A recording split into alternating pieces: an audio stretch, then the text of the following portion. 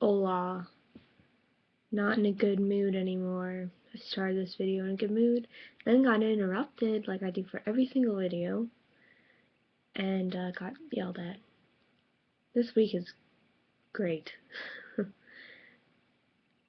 Easily the worst week I've ever had. Yeah.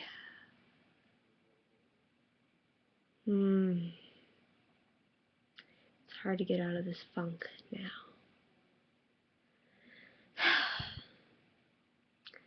Best thing to do when you're really mad is close the door, make hand gestures at people. Not even the typical. Sometimes it can be like, or that's what I do. Just make hand gestures all the time. Alright, happy funk. Get in the funkiness. Yeah. So, lately, I've noticed on Tumblr, which is my home now, that feminists have a thing with being negative all the time. And I realize that that's probably like the least effective manner of feminism.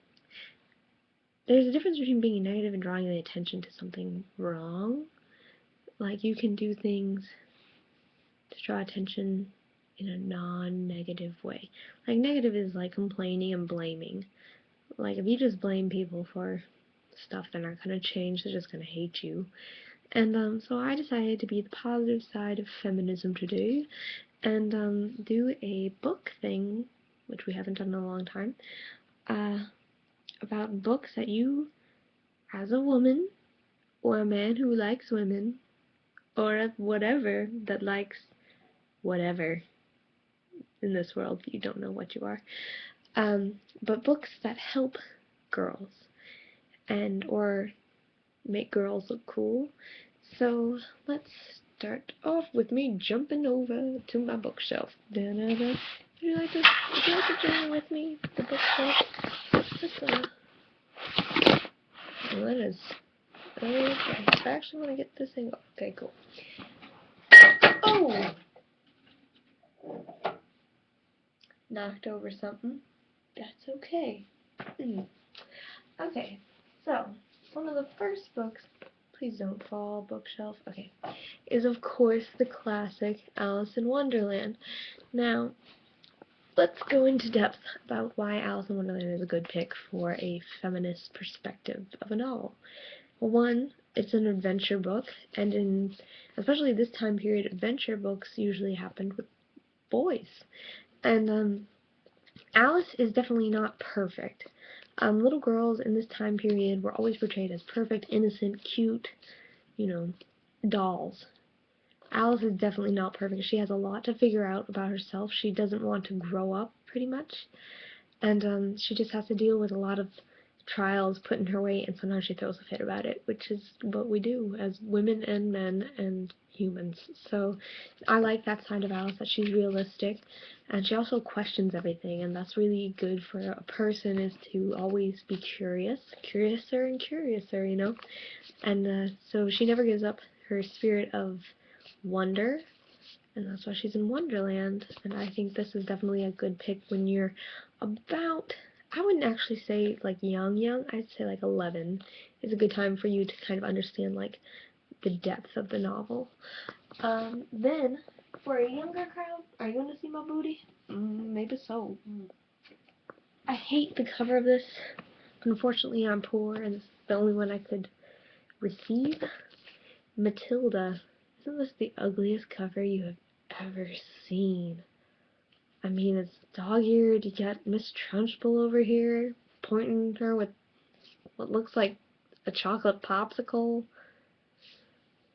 Look at that chocolate popsicle over here. Look at the popsicle lady. Okay. Matilda is easily like the most influential book I've read as a kid, for sure.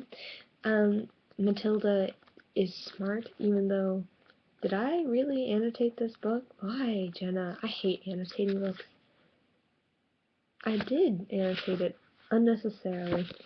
But, Matilda She is a smart girl, and she overcomes her obstacles by using her intelligence instead of, acting out like her brother and her family do. They all act out, but all of her trials she takes in by her brains, and she works hard, and she doesn't settle.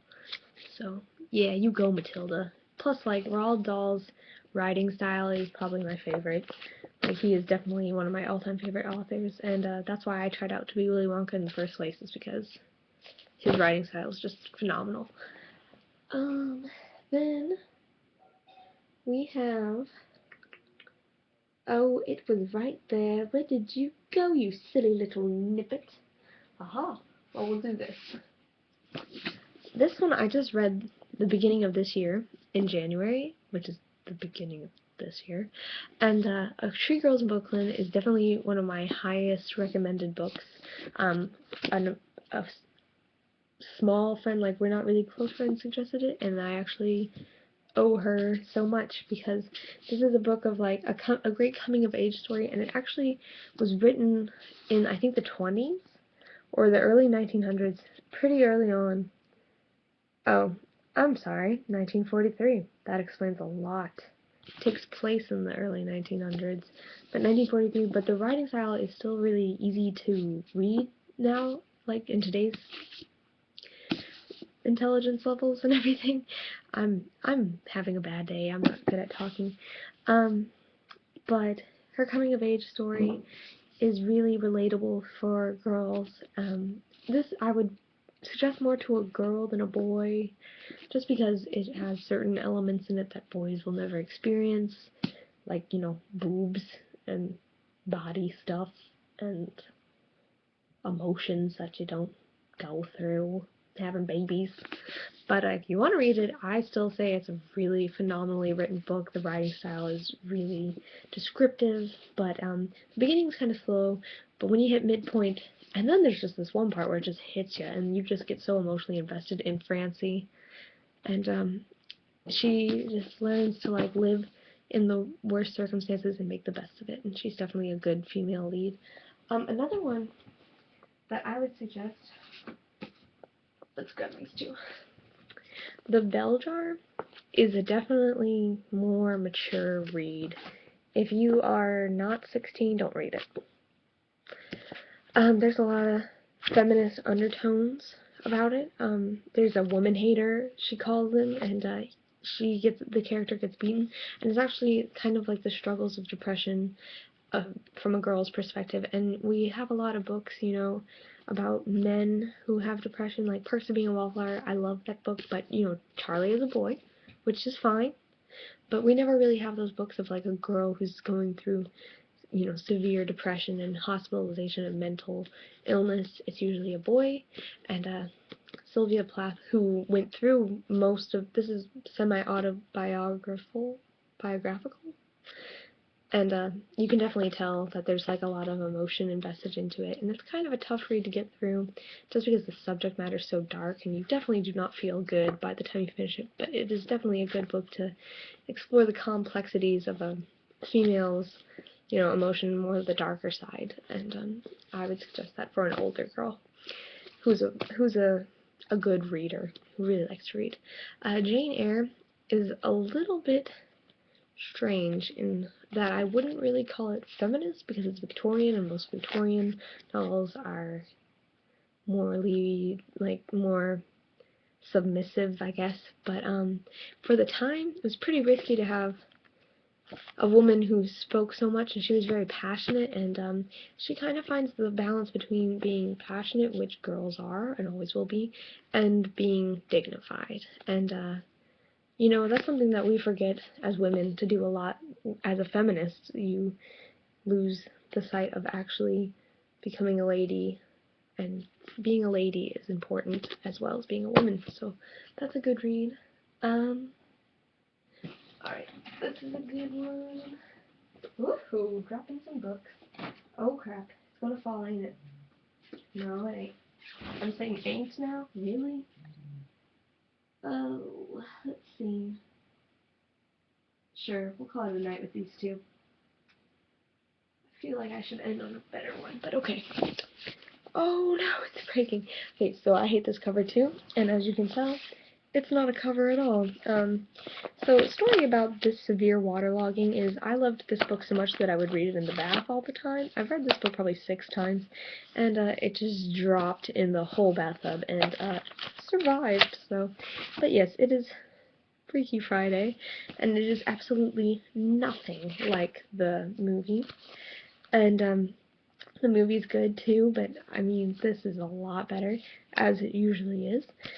And this is a good one because it's kind of like the awkward side of, I think she's actually in middle school, but it kind of feels like high school. And it's just kind of like the awkward adventures of a girl trying to grow up and, like, find herself and, like, her mother's identity, and trying to, like, project that you grow up to be your mother, which is kind of unfortunately true. So, but this is pretty good for, like, a tween read, like 12 years old to 14 or 15. I might reread this over the summer because I haven't picked this up since I dropped it in the bathtub, so.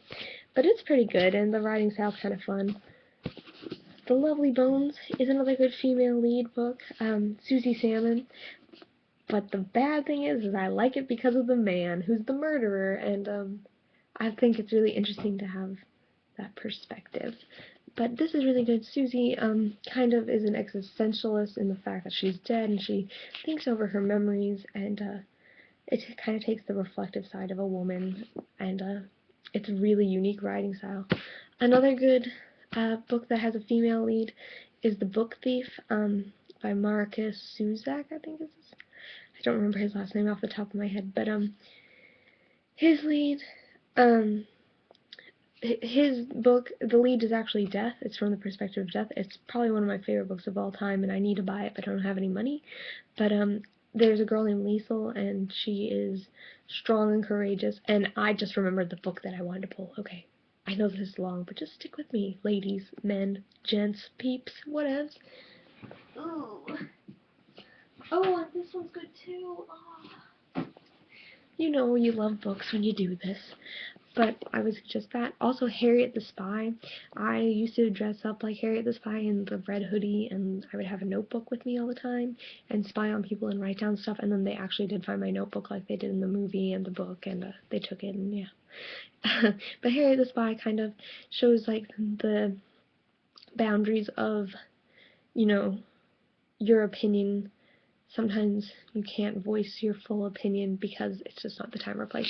Which, for feminists, that's a great thing to learn, because sometimes it's not the time or place to be a feminist. Sometimes you have to just lay low.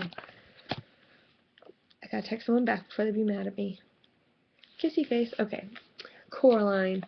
Hex to the yeah. This is high up there. High up there. Coraline is awesome because, of course, a lot of people who are book nerds, or just nerds, or my friends, or humans, associate these two. And they are both female, like, explorers in another world. Coraline gets to kick the butt of some creepy dudes. And that's awesome. But Coraline, also like Alice, has her faults. And I like Coraline because she's not really a likable character. She kind of reminds me of myself when I was, she's like 12 in the book, and definitely I can see some similarities. She's kind of snarky, and she doesn't really want to take control, and, like, well, she wants control, but she can't take, like, correction and authority, which I can't do still, and it's really a good, like, it's a really good imaginative story. Neil Gaiman's writing has always been amazing, and but her other world is so creepy and fantastic, and I kind of wish I could just go there, even though it's, like, sadistic and weird, and just, like, the realness of her character, I think, is awesome for a female lead, because females are either portrayed as romantic stupid heads, or, not even a main character, so that's a cool and refreshing thing.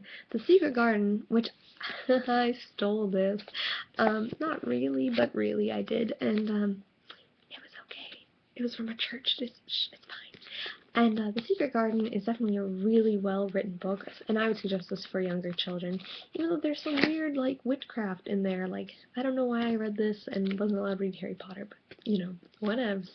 But The Secret Garden is really good because, Mary also is not a very likable character, but it's just like her struggle to be loved and accepted, and come into like feel belonging, like feel like she belongs, and everyone feels that. I mean, male or female.